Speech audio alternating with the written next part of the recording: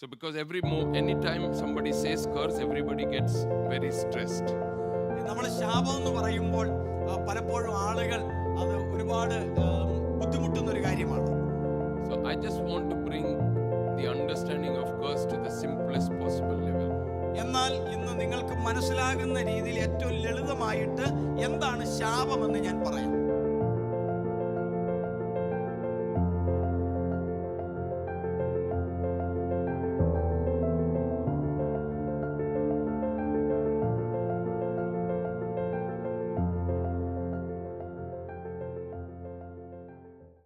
Another major one that I want to talk about this afternoon is being lukewarm or complacent. അടുത്തത് നമ്മൾ ഉച്ച കഴിഞ്ഞ് മുഖ്യമായിട്ടും ചിന്തിക്കാൻ പോകുന്നത് ഒരു ശീതോഷ്ണാവസ്ഥയാണ്. So being complacent or being lukewarm. നമ്മൾ ചൂടുമല്ല തണുപ്പുമല്ലാത്ത ഒരവസ്ഥയിൽ ഇരിക്കുന്നത്. I want to show you how God thinks about being lukewarm. ദൈവം ഈ ശീതോഷ്ണാവസ്ഥയെ എന്താണ് ദൈവം ചിന്തിക്കുന്നതെന്ന് ഞാൻ പറയാം. He says, you are neither hot nor cold, so I will spit you out. നിങ്ങൾ ഒന്നുകിൽ ശീതവാനായിരിക്കണം അല്ലെങ്കിൽ നിങ്ങൾ ഉഷ്ണവാനായിരിക്കണം. ഇത് രണ്ടുമല്ലെങ്കിൽ ശീതോഷ്ണാവസ്ഥയിലാണെങ്കിൽ ഞാൻ നിങ്ങളെ എൻ്റെ വായിൽ നിന്ന് തുപ്പിക്കളയും, ഉമിണ്ണുകളയും. Why is God making a big deal about this thing? എന്തുകൊണ്ടാണ് ദൈവം ഇതൊരു വലിയ വിഷയമാക്കി എടുക്കുന്നത്? There is a reason behind it. അതിന്റെ പിന്നിൽ ഒരു കാരണമുണ്ട്. All of us who were born here, ഇവിടെ ജനിച്ച നമ്മൾ എല്ലാവരും, God, when they tested the DNA, our DNA, നമ്മുടെ ആ ജനിതകത്തെ ദൈവം DNA ടെസ്റ്റ് ചെയ്യുമ്പോൾ, so DNA is what decides what kind of hair I have, what kind of eyebrow I have, what kind of nose I have, what will be the color, the why I look like my dad. That is DNA. നമ്മുടെ ജനിതക ഘടന DNA എന്ന് പറയുന്ന ആ DNA ആണ് നമ്മുടെ മുടിക്ക് എന്ത് തരത്തിലുള്ള നിറമായിരിക്കണം, എങ്ങനെയുള്ള നിറമായിരിക്കണം, നമ്മുടെ പുരികം എങ്ങനെയുള്ളതായിരിക്കണം, നമ്മുടെ മൂക്ക് എങ്ങനെ ആയിരിക്കണം, നമ്മുടെ ശരീരഘടന എങ്ങനെ ആയിരിക്കണം എന്നൊക്കെ തീരുമാനിക്കുന്നത്. So, if I and my dad stand side by side, nobody has to tell you that is my dad, because I look exactly like him. He's got gray hair like me, his eyes are like me, everything. I'm a photocopy of him. എൻ്റെ പിതാവുമായിട്ട്, എൻ്റെ അപ്പനുമായിട്ട് ഞാൻ അടുത്ത് നിന്നാൽ ആരും പറയത്തില്ല ഇതെൻ്റെ അപ്പനല്ലെന്ന് പറയത്തില്ല. കാരണം എല്ലാ നിലകളിലും മുടി, ഇതുപോലെ നരച്ച മുടി, അതുപോലെ കണ്ണ്, എല്ലാം എൻ്റെ അപ്പനെ പറിച്ചു വെച്ചേക്കുന്നത് പോലെയാണ് ആളുകൾക്ക് തോന്നുന്നത്. That is the DNA. So when we are all born, if our DNA is tested, we all will live to be 120 years. നമ്മളെല്ലാവരും ഈ ലോകത്തിൽ ജനിച്ചവരാണ്. നമ്മൾ ജനിച്ച സമയത്ത് നമ്മുടെ എല്ലാവരുടെയും DNA എന്ന് പറയുന്നത്, ആ ജനിതക ഘടകം നമ്മളെ വെളിപ്പെടുത്തുന്നത് നമുക്കെല്ലാവർക്കും 120 വയസ്സ് വരെ ജീവിപ്പാൻ കഴിയുന്നതാണെന്നാണ്. Are you understanding? So all of us, as per our original scheme of God, we were supposed to live to be 120 years. ദൈവം നമ്മെ സൃഷ്ടിച്ചതായ ആ സൃഷ്ടിപ്പിന്റെ ഘടനയനുസരിച്ച് നമ്മളെല്ലാവരും 120 വയസ്സ് വരെ ജീവിക്കാവുന്നവരാണ്. But corruption entered into our DNA through sin, transgression, iniquity.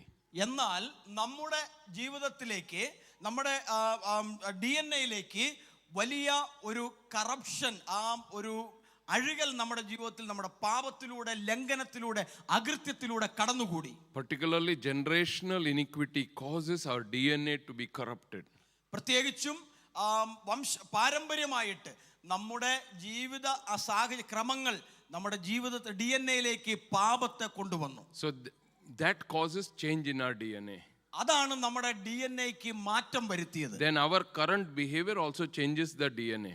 നമ്മുടെ ഇപ്പോഴുള്ളതായ ആ പെരുമാറ്റ രീതിയും നമ്മുടെ സ്വഭാവവും നമ്മുടെ DNA-യിൽ മാറ്റം വരുത്തി. So effectively many of us don't live to be 120. അതുകൊണ്ട് എന്താ സംഭവിക്കുന്നത്? നമ്മിൽ ആർക്കും തന്നെ പലർക്കും 120 വയസ്സ് വരെ ജീവിപ്പാൻ കഴിയുന്നില്ല. So when God gave you and me, when we were conceived and we were born, നമ്മൾ ജനിച്ചപ്പോൾ അല്ലെങ്കിൽ നമ്മൾ ഉദരത്തിൽ ഉരുവായപ്പോൾ ദൈവം കണക്കുകൂട്ടിയത്, God already had a plan for your life and my life. എൻ്റെ ജീവിതത്തെക്കുറിച്ചും നിങ്ങളുടെ ജീവിതത്തെക്കുറിച്ചും ദൈവത്തിന് ഒരു പദ്ധതി ഉണ്ടായിരുന്നു. So he had already planned that at this age this is what he will do, at this age this is what he will do, at this age this is what he will do. ഓരോരുത്തരെ കുറിച്ചും ഇത്ര വയസ്സാകുമ്പോൾ അവൻ ഇന്നത് ചെയ്യും, അല്ലെ അവൾ ഇന്നത് ചെയ്യും, ഇത്ര വയസ്സാകുമ്പോൾ ഇന്ന രീതിയിലായിരിക്കും, അങ്ങനെ ഓരോന്നും ദൈവം വിഭാവനം ചെയ്തിരുന്നു. Say for example, if Pastor James is Moses, ഇപ്പം ഉദാഹരണത്തിന് പാസ്റ്റർ ജെയിംസ് മോശയാണെന്ന് വിചാരിക്കുക. he died at 120. മോശ മരിച്ചത് 120 വയസ്സുള്ളപ്പോഴാണ്. But do you think that was the age that God wanted him to die at? യഥാർത്ഥത്തിൽ മോശ മരിക്കേണ്ടതായ പ്രായമാണോ അത്? Because God, what was original God's plan? ദൈവത്തിന്റെ യഥാർത്ഥ വിഭാവനം ചെയ്യപ്പെട്ട ആ പദ്ധതി എന്താണ്? He should not only bring people out of the Egypt, but he should also take them into the promised land. കേവലം മോശ മിസ്രൈമിൽ കിടക്കുന്ന ജനത്തെ അടിമത്തത്തിൽ നിന്ന് പുറത്തു കൊണ്ടുവരിക മാത്രമല്ല, അവരെ വാഗ്ദത്ത നാട്ടിൽ എത്തിക്കുകയും ചെയ്യുക എന്നുള്ളതാണ് മോശയെ കുറിച്ചുള്ള ദൈവിക വിഭാവനം. Are you understanding? He had that in place, but because of what Moses did, God had to finish his story there. അതായിരുന്നു ദൈവം മോശയെ കുറിച്ച് വിഭാവനം ചെയ്തിരുന്നത്. പക്ഷേ തൻ്റെ ജീവിതത്തിലെ ആ പോരായ്മ നിമിത്തമായിട്ട് ആദ്യത്തെ ഒരു ഘട്ടം മാത്രം കഴിഞ്ഞപ്പോൾ അവന്റെ ജീവിതം അവിടം കൊണ്ട് അവസാനിപ്പിച്ചു. So God had to move Joshua from there to here and say, okay Joshua, now you will take him into the promised land. അതുകൊണ്ട് മോശ നിൽക്കുന്ന ആ സ്ഥാനത്തേക്ക് വേറൊരിടത്ത് നിന്ന് യോശുവയെ ദൈവം പിടിച്ചു കൊണ്ടുവന്ന് മോശയുടെ അരികിൽ നിർത്തിയിട്ട് പറഞ്ഞു, ഇവിടെ നിന്ന് ജനത്തെ അങ്ങോട്ട് കൊണ്ടുപോകാനുള്ള ദൗത്യം നിനക്കാണ്. Are you understanding? So what happened is Joshua had to pick up Moses' mantle, go into the promised land and finish his calling. യഥാർത്ഥത്തിൽ യോശുവ എന്താ ചെയ്തെന്നറിയാമോ?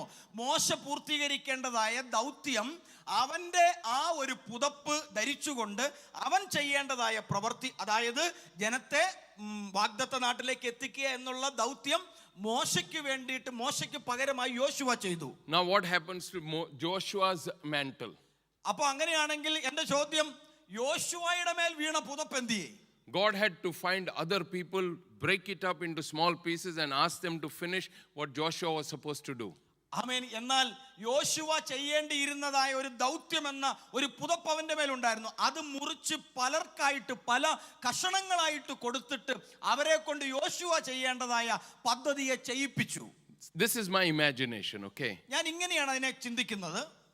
So if Pastor James is supposed to accomplish something, ഇങ്ങനെ ചിന്തിക്കുക, pastor ജെയിംസിന് ദൈവം നൽകിയതായ ഒരു ദൗത്യം പൂർത്തീകരിക്കേണ്ട ഒരു ദൗത്യമുണ്ട്. But Pastor James is busy at looking at Facebook and looking at reels.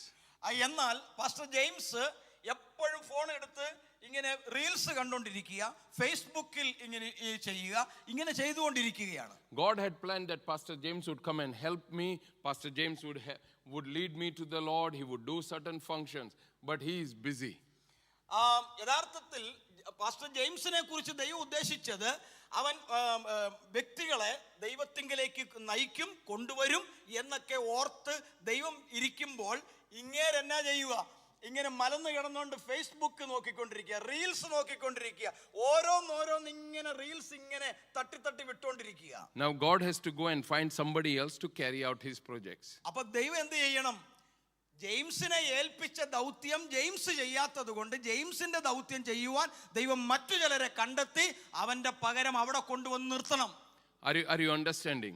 ഞാൻ ഈ പറയുന്ന കാര്യം മനസ്സിലാകുന്നുണ്ടോ? God has given all of us a project to accomplish while we are on this earth. നാം ഈ ലോകത്തിലായിരിക്കുമ്പോൾ, ഈ ഭൂമിയിലായിരിക്കുമ്പോൾ നമ്മൾ ചെയ്തു തീർക്കേണ്ടതായ ഒരുപാട് ദൗത്യങ്ങളുണ്ട്, വേലകളുണ്ട്. That is why for God this is very serious stuff, that when you don't do, when you are very complacent, it irritates God to the extent to say that I will spit you out. അതുകൊണ്ടാണ് അങ്ങനെയുള്ളതായ ദൈവം ഏൽപ്പിച്ച ദൗത്യം ചെയ്യാതെ അതിൽ വളരെയധികം അലസത കാണിക്കുന്ന, ചൂടുമല്ല തണുപ്പുമല്ലാത്ത പരുവത്തിലിരിക്കുന്നവരെ കുറിച്ച് ദൈവം മുഷിഞ്ഞിട്ട് നിന്നെ എൻ്റെ വായിൽ നിന്ന് ഉമണ്ണ് കളയുമെന്ന് അതിനെക്കുറിച്ച് വളരെ ഗൗരവമായി ദൈവം ആ അവസ്ഥയെ കാണുന്നത്. Are you understanding? So we have to understand that it for you. അപ്പം ഈ ഡോക്യുമെന്റുമായിട്ട് വന്ന ആളോട് പറയും, ഇപ്പൊ ഞാൻ ഇച്ചിരി തിരക്കിലാണ്, 2 ദിവസം കഴിഞ്ഞിട്ട് വാ. 2 days later he comes, I look say, oh, sorry, I cannot find the document. I think my officer has taken it. അപ്പോൾ ഈ അഴിമതിക്കാരനായ ഉദ്യോഗസ്ഥൻ 2 ദിവസം കഴിഞ്ഞപ്പോൾ ജെയിംസ് അവിടെ ചെല്ലുന്നു, ഡോക്യുമെന്റ് ഒപ്പിട്ടോ എന്ന് നോക്കുന്നു. അപ്പോൾ പറയുന്നു, അയ്യോ അത് പറ്റിയില്ല കേട്ടോ, എൻ്റെ കീഴുദ്യോഗസ്ഥൻ അത് എടുത്തുകൊണ്ട് ഓഫീസിലോട്ട് കൊണ്ടുപോയിരിക്കുന്നു. Are you understanding? What is this corruption doing? It is actually stealing time. യഥാർത്ഥത്തിൽ ഈ അഴിമതിക്കാരനായ ഉദ്യോഗസ്ഥൻ എന്താ ചെയ്യുന്നതെന്ന് എത്തുമാറാക്കി അവരുടെ അലസതയും അവരുടെ ജീവിതത്തിൽ കടന്നുകൂടിയ ഭയവും നിമിത്തം അവർക്ക് 40 വർഷത്തോളം അവിടെ നടക്കേണ്ടതായി വന്നു. I hope you understand the seriousness of time. സമയത്തിന്റെ ആ വലിയ ഗൗരവം നിങ്ങൾക്ക് ഇപ്പോൾ മനസ്സിലാകുന്നുണ്ടെന്ന് എനിക്ക് തോന്നുകയാണ്. Hallelujah. Now, what is transgression? എന്താണ് ഒരു അകൃത്യം?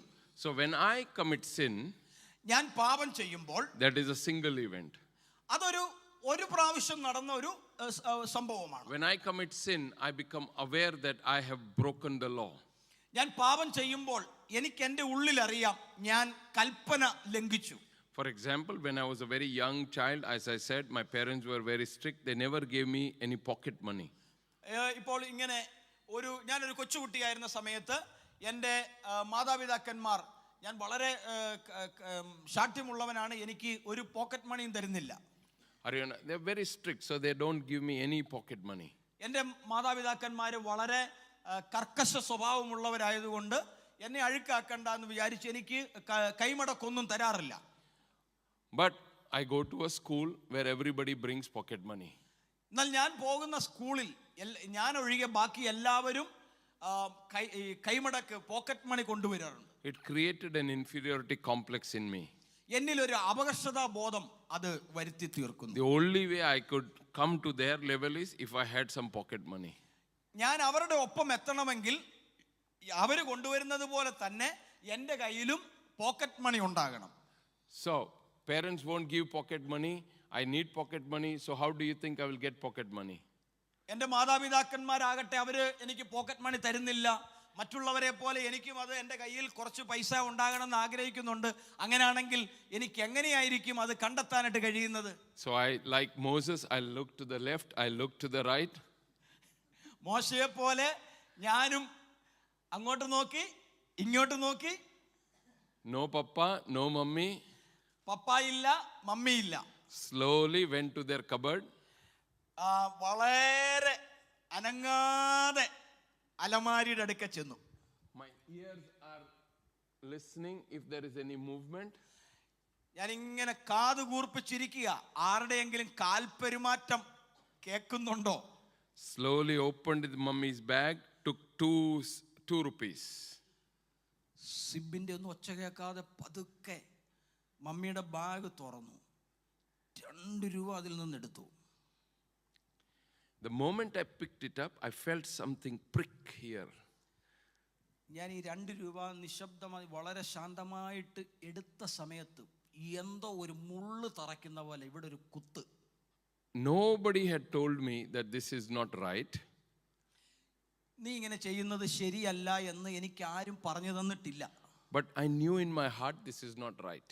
പക്ഷേ എൻ്റെ ഹൃദയത്തിൽ എനിക്ക് അറിയാമായിരുന്നു ഞാൻ ഈ ചെയ്യുന്ന കാര്യം തെറ്റാണ്. And so I picked it up. ഞാൻ അങ്ങനെ മമ്മിയുടെ ബാഗിൽ നിന്ന് 2 രൂപ എടുത്തു.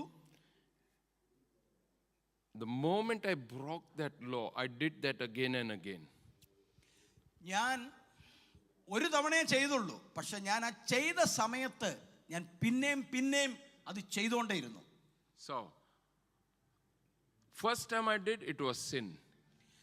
ഞാൻ ആദ്യം അത് ചെയ്തപ്പോൾ എനിക്കത് പാപമായിരുന്നു. But when I continued to do that, that is transgression. എന്നാൽ ഞാൻ അത് കൂടെ ചെയ്തപ്പോൾ അത് പാപമല്ല, അതിന്റെ പേരാണ് അകൃത്യം. Are you understanding? So when I commit the same sin over and over again, it becomes transgression. ഞാൻ ഒരു പാപം തന്നെ പല ആവർത്തി ചെയ്യുമ്പോൾ ആ ചെയ്യുന്നതിനെ ആണ് നമ്മൾ അകൃത്യം എന്ന് വിളിക്കുന്നത്. And this leads to permanent bondage. ഇത് നമ്മെ അതെ എന്നേക്കുമുള്ള ആ നിത്യമായ ഒരു ബന്ധനാവസ്ഥയിലേക്ക് കൊണ്ടുവരുന്നു. So when I commit sin, I may not know that this is sin, but then I know because my conscience is there. But when I commit a transgression, I deliberately continue to sin.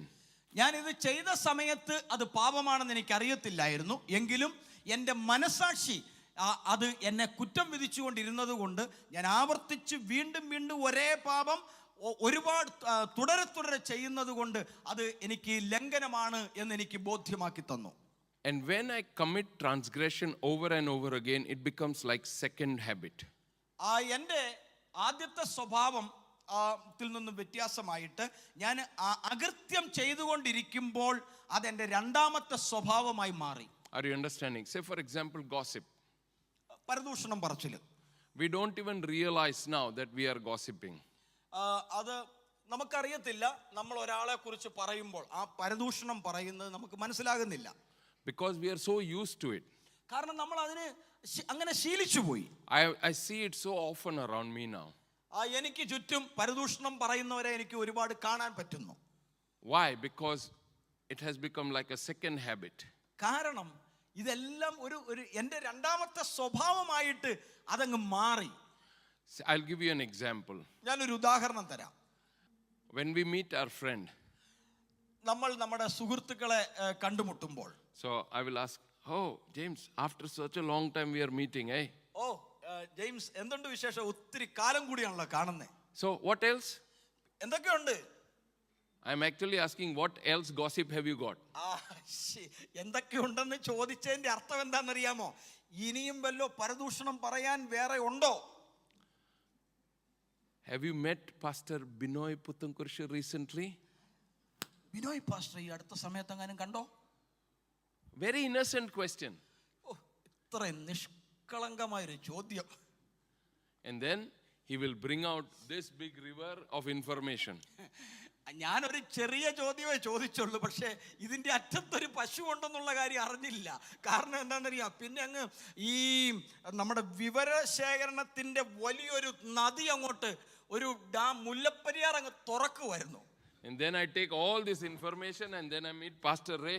Pastor Ray, I was with Pastor James and he said, you know, Pastor Binoy, blah, blah, blah, blah, blah, blah, blah, blah, blah. അതിനുശേഷം ഈ pastor ജെയിംസിൽ നിന്ന് കിട്ടിയതായ വിവരമുണ്ടല്ലോ, ആ വിവരങ്ങളെല്ലാം ശേഖരിച്ചുകൊണ്ട് ഞാൻ നേരെ കത്തിച്ചു വിട്ടത് pastor റേയുടെ അടുക്കലേക്കാ. അറിഞ്ഞോ പിന്നെ blah blah blah blah blah അങ്ങ് തുറക്കുക. And then I'll say, I don't think Ebenezer knows this. Oh, shall we call Ebenezer? Oh, Ebenezer, I'm with Ray and we are talking about, you know, oh, I heard this. Don't tell anybody else. Just keep it your secret. ആമേൻ. അപ്പോഴാണ് നമ്മൾ pastor എബനേസറിന്റെ കാര്യം ഓർത്തത്. ഉടൻ തന്നെ എബനേസറിനെ വിളിക്കുന്നു. Ebenezer, hello, എവിടാണ്? ഇപ്പൊ ഞാൻ പാസ്റ്റർ റേയുടെ അടുക്കലാണ്. അതെ, മറ്റേ കാര്യം അറിഞ്ഞായിരുന്നോ? പിന്നെ നമ്മൾ അങ്ങ് പറഞ്ഞു. പിന്നെ ഒരു കാര്യം ആരോടും പറയരുത് കേട്ടോ, നമ്മൾ മാത്രം. Then Ebenezer has two things to tell us, so we call Pastor James and tell, ഇത് അറിഞ്ഞില്ലായിരുന്നല്ലയോ? പാസ്റ്റർ എബനേസർ ഇങ്ങോട്ട് പറഞ്ഞ് രണ്ട് കാര്യം പറഞ്ഞു. ഉടൻ തന്നെ ഞങ്ങൾ രണ്ടുപേരും കൂടെ ചേർന്ന് പാസ്റ്റർ ജെയിംസിനെ വിളിച്ചിട്ട് ചോദിക്കുന്നു, ഈ കാര്യം അറിഞ്ഞില്ലായിരുന്നോ? No need to tell anybody. ആരോടും പറയൊന്നും വേണ്ട. Are you understanding? Gossip has become a second nature. നമ്മുടെ രണ്ടാമത്തെ സ്വഭാവമായിട്ട് പരദൂഷണം പറച്ചിൽ തീരുന്നു. And sometimes we just call and say, Pastor Ray, please pray for Pastor Binoy. And then I will tell him all the story. I'm actually asking him to pray. But really what am I doing? I am just gossiping. ഞാൻ ചില സന്ദർഭത്തിൽ നമ്മൾ ഇങ്ങനെ ഒന്നും പറയത്തില്ല, പക്ഷെങ്കിൽ റേനെ വിളിക്കുന്നു. Pastor ray, Binoy പാസ്റ്റർക്ക് വേണ്ടി ഒന്ന് പ്രാർത്ഥിക്കണം കേട്ടോ. എന്നിട്ട് അത് പറഞ്ഞിട്ട് ബാക്കിയും കൂടെ പടക്കം കത്തിച്ചു വിടുക. എന്താണെന്നറിയാമോ? പിന്നെ ശരിക്കും പറഞ്ഞാൽ നമ്മൾ ഇത് പറയാനായിട്ടല്ല, നമ്മൾ യഥാർത്ഥത്തിൽ പരദൂഷണം നമ്മൾ പറയാനാണ്. Are you understanding? Gossip looks very innocent. പരദൂഷണം പറച്ചില് കണ്ടാൽ മാന്യനാണെന്ന് തോന്നും. ഇത്രയും നിഷ്കളങ്കമായ ഒരു സ്വഭാവം വേറെ ഇല്ല. So it's very important that, you know, when we gossip once, it is sin. ഒരു പ്രാവശ്യം ശ്രദ്ധിക്കുക, ഒരു തവണ നമ്മൾ പരദൂഷണം പറയുമ്പോൾ അത് പാപമാണ്. But when I constantly do this, it becomes iniquity, transgression. എന്നാൽ ഇതേ കാര്യം തന്നെ, ഇതേ പരദൂഷണം തന്നെ നമ്മൾ ആവർത്തിച്ച് പറയുമ്പോൾ അത് അകൃത്യമാകുന്നു. But when I become a newspaper, it becomes iniquity.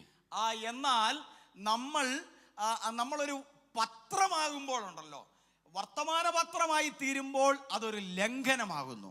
We don't even have to think, it just comes automatically. Everything just comes out automatically. നമ്മൾ ആരും ഇതിനെക്കുറിച്ച് പരദൂഷണം പറയാൻ ചിന്തിച്ചു കൂട്ടുവൊന്നും വേണ്ട. വാ തുറന്നു വിട്ടാൽ മതി, അതിങ്ങനെ തന്നെ യാന്ത്രികമായി വന്നുകൊണ്ടിരുന്നോളും. Are you understanding?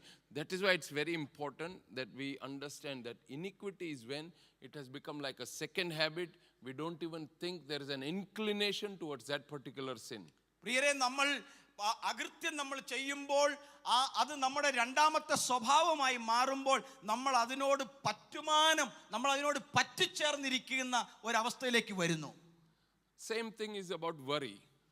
അതുപോലെ തന്നെ നമ്മൾ ആകുലപ്പെടുമ്പോൾ, വിചാരപ്പെടുമ്പോൾ, we don't have to even make an effort to think. It always fills our mind and we are always worrying about things. നമ്മൾ ഒരു കാര്യത്തെക്കുറിച്ചും വിചാരപ്പെടേണ്ട കാര്യമില്ല. കാരണം വിചാരപ്പെടാതെ തന്നെ നമ്മൾ വിചാരപ്പെട്ടോണ്ട് പല കാര്യങ്ങളെക്കുറിച്ച് വിചാരപ്പെട്ടോണ്ടിരിക്കും. The challenge with difference between transgression and iniquity is this.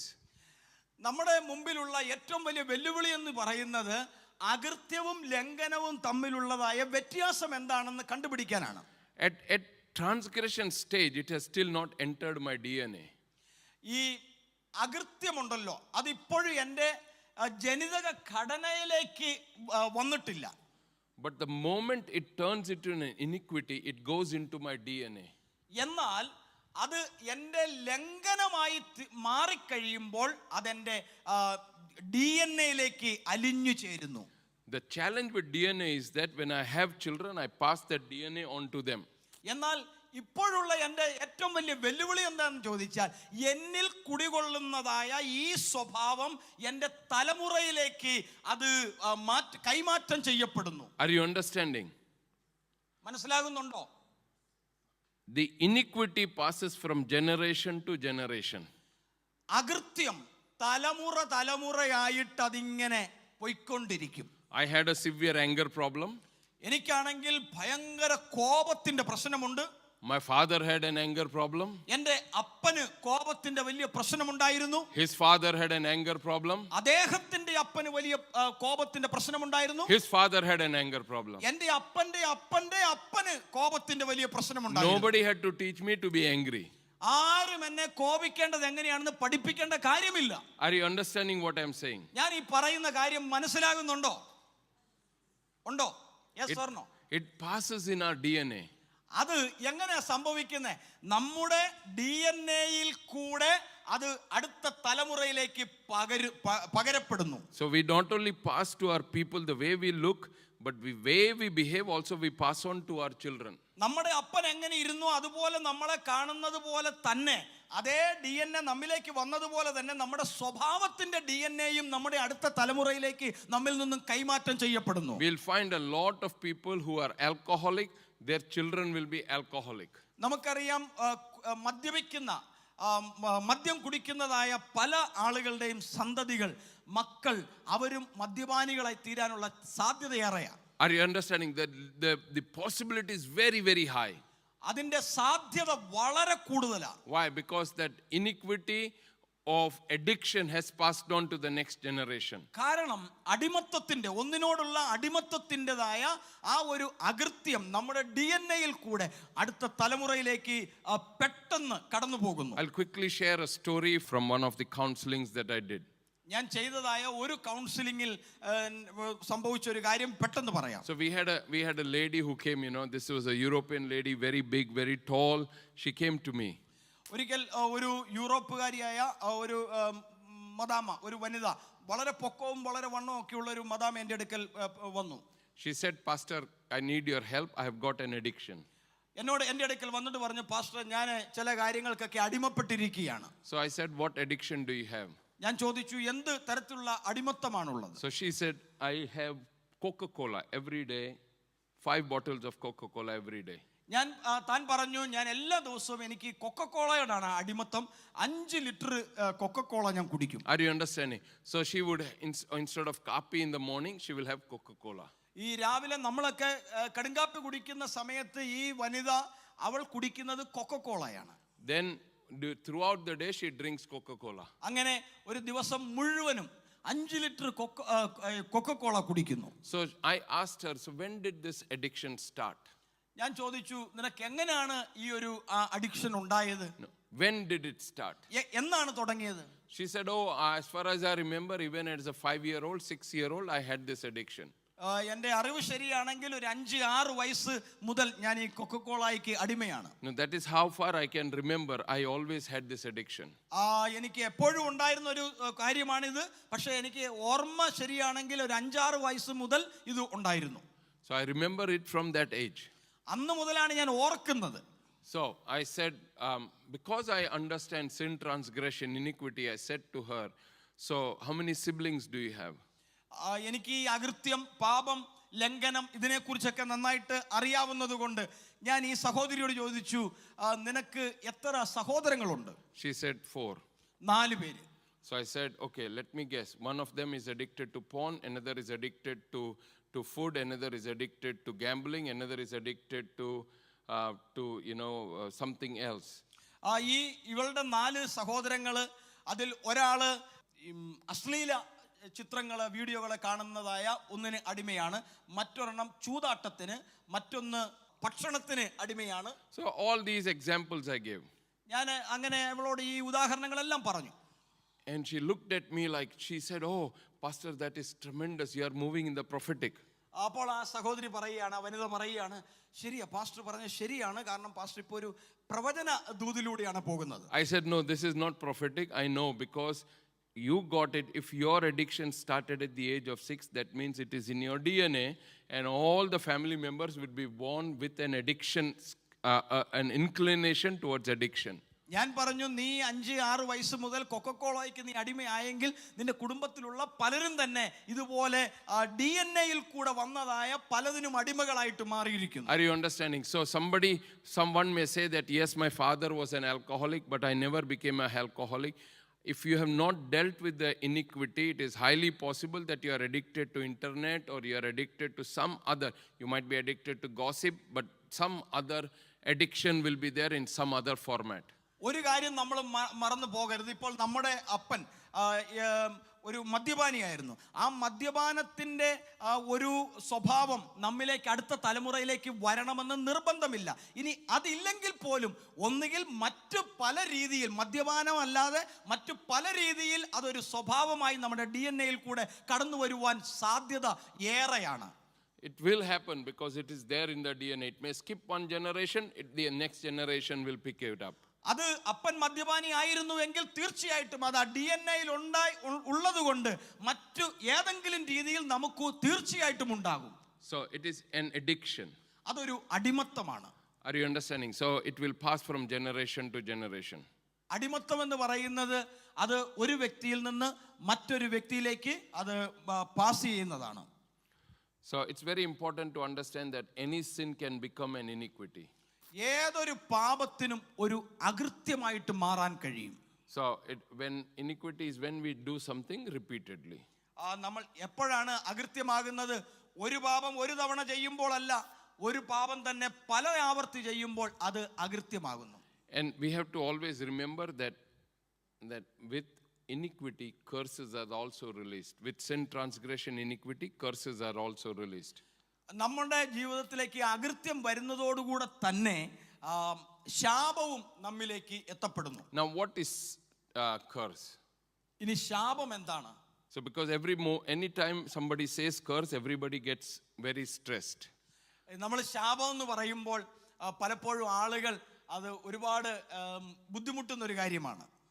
So I just want to bring the understanding of curse to the simplest possible level. എന്നാൽ ഇന്ന് നിങ്ങൾക്ക് മനസ്സിലാകുന്ന രീതിയിൽ ഏറ്റവും લલિതമായിട്ട് എന്താണ് શાપമെന്ന് ഞാൻ പറയാം. હું તમારા લોકોની સાથે ગુજરાતીમાં વાત કરવાનું ચાલુ કરું તો કેટલા લોકોને ખબર પડે? બોલો, કોને ખબર પડી? બોલો. એ સાહેબને કશી ખબર નથી પડી. Did anybody understand what I said? ഞാൻ പറഞ്ഞത് ആർക്കെങ്കിലും പിടികിട്ടിയോ? I was talking an Indian language.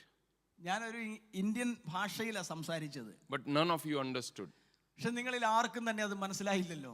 There are certain rules for communication. നമുക്ക് ആശയവിനിമയം ചെയ്യാനായിട്ട് ചില നിയമങ്ങളുണ്ട്. So for example, when I talk to you, I have to be courteous. ഞാൻ നിങ്ങളോട് ഉദാഹരണത്തിന് ഞാൻ നിങ്ങളോട് സംസാരിക്കുമ്പോൾ അതിനൊരു മര്യാദയുണ്ട് സംസാരിക്കുന്നതിന്. If I start calling you donkey, if I start calling you fool and idiot, do you think you will continue to sit here? ഞാൻ നിങ്ങളെ കഴുതേ അല്ലെങ്കിൽ മണ്ട, ഭോഷ എന്നൊക്കെ വിളിച്ചാൽ, ഇഡിയറ്റ് എന്നൊക്കെ വിളിച്ചാൽ നിങ്ങൾ ഇവിടെ കുറച്ചു നേരം കൂടെ തല തുണിയിട്ടിരിക്കുമെന്ന് ഉണ്ടോ? Doesn't matter how pious you are, you will all slowly start walking out. നിങ്ങൾ എത്ര ഭക്തരാണെങ്കിലും ഉണ്ടല്ലോ, കഴുതയെന്നും ഒക്കെ വിളിക്കുമ്പം പതുക്കെ ഇവിടുന്ന് എഴുന്നേറ്റ് അങ്ങ് പോകും. Why? Because the law of communication says that I have to be courteous to you. അതിൻ്റെ കാരണം എന്താണെന്ന് ചോദിച്ചാൽ, നമ്മളൊരു വ്യക്തിയുമായിട്ട് ആശയവിനിമയം നടത്തി വരുമ്പോൾ അതിനൊരു മര്യാദയുണ്ട്, ഒരു സാമാന്യ ബോധമുണ്ട്. So communication needs one common language. അതുകൊണ്ട് നമ്മുടെ ആശയ സംവിധാനത്തിന് ഒരു പ്രധാനപ്പെട്ടതായ പൊതുവായ ഭാഷ വേണം. If I talk to you, I have to talk at the level that you understand. നിങ്ങൾക്ക് മനസ്സിലാകുന്ന ഒരു തരത്തിലായിരിക്കണം ഞാൻ നിങ്ങളുമായിട്ട് ആശയ സംവാദം നടത്തേണ്ടത്. You know, I have written a book. ഞാനൊരു പുസ്തകം എഴുതിയിട്ടുണ്ട്. And it is in English. അത് ഇംഗ്ലീഷിലാണ്. And then we got it translated into Malayalam. പിന്നീട് ഞാൻ അത് മലയാളത്തിലേക്ക് പരിഭാഷപ്പെടുത്തി. So after it was translated, അത് പരിഭാഷപ്പെടുത്തപ്പെട്ടതിന് ശേഷം I don't know to read and write Malayalam. എനിക്ക് മലയാളം എഴുതാനും വായിക്കാനും അറിഞ്ഞുകൂടാ. So when he finished translation, he called me and said, "Pastor, I finished translation." ഈ ട്രാൻസ്ലേറ്റ് ചെയ്ത പരിഭാഷപ്പെടുത്തിയ ആള് അതിന്റെ പരിഭാഷ നിർവഹിച്ചു കഴിഞ്ഞപ്പോൾ എന്നെ വിളിച്ചിട്ട് പറഞ്ഞു, പാസ്റ്റർ പരിഭാഷ പൂർത്തീകരിച്ചു. And so I paid him the money, I took the translation. അങ്ങനെ അദ്ദേഹത്തിന് പണം കൊടുത്തു, എന്നിട്ട് ഞാൻ ആ പരിഭാഷ ഇങ്ങനെ സ്വീകരിച്ചു. Then I sent it to my friends to read it. പിന്നീട് ഞാൻ എൻ്റെ ഒരു സുഹൃത്തിന് അത് വായിക്കാനായിട്ട് പ്രൂഫ് റീഡിങ്ങിന് അയച്ചു കൊടുത്തു. He said it is like poet Kalidasa has written this. ഇത് നമുക്ക് കാളിദാസൻ ഉണ്ടല്ലോ, കവി, ആ കാളിദാസൻ എഴുതിയിരിക്കുന്ന ഒരു പദ്യം പോലെ ഉണ്ടല്ലോ എന്ന് പറഞ്ഞു. I said, no, my book is very simple. It is like I'm talking to somebody.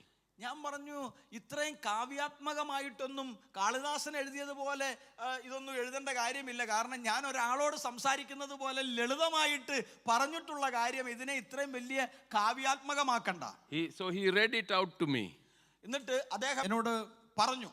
So he called me and read it out for me. അദ്ദേഹം എന്നെ വിളിച്ചിട്ട്, ഫോണിൽ വിളിച്ചിട്ട് എന്നെ വായിച്ചു കേൾപ്പിച്ചു. And as he started reading it, അദ്ദേഹം വായിച്ചപ്പോൾ I thought, I am the original author of the book. I have not written any of these things in the book. അപ്പം ഞാൻ ചിന്തിച്ചു, എൻ്റെ പൊന്നു കർത്താവേ, ഞാനാണ് ഇതിൻ്റെ എഴുത്തുകാരൻ, ഗ്രന്ഥകർത്താവ്. പക്ഷേ ഈ പുള്ളി ട്രാൻസ്ലേറ്റ് ചെയ്തതുപോലെ ഒരു സംഗതി ഞാൻ ഇതിനകത്ത് എഴുതി വെച്ചിട്ടില്ലല്ലോ. Are you understanding? So it is important that I bring whatever language of communication is at the level at which people can understand. അതുകൊണ്ട് നമ്മൾ എപ്പോഴും ആശയ വിനിമയം നടത്തുമ്പോൾ നമ്മുടെ ശ്രോതാവിന് മനസ്സിലാകുന്നതായ ഒരു ഭാഷയിലും അവരുടെ നിലവാരത്തിനും അനുസരിച്ചുള്ളതായ ഒരു ആശയ വിനിമയമായിരിക്കണം. So for the next 1 hour, હું તમારા લોકોની સાથે ગુજરાતીમાં જ વાત કરું. તમે લોકો કેટલા લોકો અહીંયા બેસી રહો? કોઈ ના બેસી રહો. 1 કલાક પછી તમે અહીંયાથી જતા રહો. સાચી વાત છે કે નહીં? કેટલો ટાઈમ તમે આવી રીતના મારી સાથે બેસો? ഞാൻ ഇങ്ങനെ തന്നെ, if I continue to talk like this for the next 1 hour, what will you do? അടുത്ത 1 മണിക്കൂർ ഞാൻ ഇതുപോലെയാണ് നിങ്ങളോട് സംസാരിക്കുന്നതെങ്കിൽ ഇവിടെ എന്താ നടക്കാൻ പോകുന്നത്? You will go. നിങ്ങളെല്ലാം എഴുന്നേറ്റ് പോകും. Because I broke the law. കാരണം ഞാൻ എല്ലാത്തിനും ഒരു നിയമമുണ്ടല്ലോ, ആ നിയമത്തെ ഞാൻ ലംഘിച്ചു. So every time a law is broken, there will be consequences. എപ്പോഴെല്ലാം ഒരു നിയമം തെറ്റിക്കുമോ അപ്പോഴെല്ലാം അതിനൊരു പരിണിത ഫലമുണ്ട്. Are you understanding? Anytime I break a law, there will be consequences. മനസ്സിലാകുന്നുണ്ടോ? ഞാൻ എപ്പോൾ ഒരു നിയമം തെറ്റിച്ചോ അപ്പോഴെല്ലാം അതിനൊരു പരിണിത ഫലമുണ്ട്, അനന്തര ഫലമുണ്ട്. How many of you think that if I continue to speak in tongues and I jump off this side, I will float into the air? ഞാൻ ഇവിടെ നിന്നുകൊണ്ട് 1 മണിക്കൂറോളം ഇങ്ങനെ ഞാൻ അന്യഭാഷ മാത്രം സംസാരിച്ചു കൊണ്ടിരുന്നിട്ട് ഇവിടുന്ന് അങ്ങോട്ട് ചാടുകയാണെങ്കിൽ ഞാൻ ഇങ്ങനെ വായുവിൽ ഇങ്ങനെ നിൽക്കുമെന്ന് നിങ്ങളിൽ എത്ര പേർക്ക് തോന്നും? What will happen to me if I jump off from this corner? ഇതിന്റെ ഈ അരികിൽ നിന്ന് ഞാൻ ഈ പുൾപിറ്റിൽ നിന്ന് താഴോട്ട് ചാടിയാൽ ഞാൻ ഇങ്ങനെ വായുവിൽ ഒഴുകി നടക്കുമെന്ന് ചിന്തിക്കുന്നുണ്ടോ? എന്തു പറ്റും എനിക്ക്? Why? Because there is an original law that God had put into place. It's called the law of gravitation. കാരണം ദൈവം ഇവിടെ വെച്ചിരിക്കുന്നതായ ഒരു ഭൂഗുരുത്വ നിയമമുണ്ട്. ആ നിയമം അത് എപ്പോഴും പ്രാവർത്തികമാണ്. And if you break that law, it doesn't matter if you are a great interpreter or if you are an apostle or a prophet, you will fall to the ground. ഈ ഭൂഗുരുത്വ ആകർഷണ നിയമം എന്നുള്ളതായ ആ നിയമത്തെ നീ എപ്പോൾ തെറ്റിച്ചാലും നീ വലിയ പരിഭാഷകനായിരിക്കാം, അല്ലെങ്കിൽ വലിയ അപ്പോസ്തലനായിരിക്കാം, അല്ലെങ്കിൽ വലിയ ഒരു പാസ്റ്റർ ആയിരിക്കാം, സുവിശേഷകനായിരിക്കാം, നിയമം തെറ്റിച്ചാൽ ഏത് വലിയ പുള്ളിയാണെങ്കിലും നേരെ താഴോട്ട് തന്നെ പോകും. Doesn't matter if you are the chief minister of the state or you are the prime minister of the country, you will definitely go down. നിങ്ങൾ ഒരു പക്ഷെങ്കിൽ സംസ്ഥാനത്തിന്റെ മുഖ്യമന്ത്രി ആയിരിക്കാം, അല്ലെങ്കിൽ രാജ്യം ഭരിക്കുന്ന പ്രധാനമന്ത്രി ആയിരിക്കാം, പക്ഷെ ഒരു കാര്യം, ഭൂഗുരുത്വ ആകർഷണ നിയമത്തെ തെറ്റിച്ചാൽ നിങ്ങൾ ആരാണെങ്കിലും നിങ്ങൾ തറപറ്റും. Are you understanding what I am saying? ഞാൻ പറയുന്ന കാര്യം മനസ്സിലാവുന്നുണ്ടോ? So when I break spiritual law, don't you think there will be consequences? ഞാൻ ഇതുപോലെ തന്നെ ഭൗതിക നിയമം തെറ്റിച്ചാൽ അനന്തര ഫലങ്ങൾ ഉണ്ടെങ്കിൽ, ആത്മീക നിയമം ഞാൻ തെറ്റിച്ചാൽ അതിന് അനന്തര ഫലം ഇല്ലാതിരിക്കുമോ? Are you understanding? There will be consequences if I break spiritual law. ആമേൻ. ആത്മീക നിയമം തെറ്റിച്ചാലും ഇതുപോലെ തന്നെ ഒരു പരിണിത ഫലമുണ്ടാകും.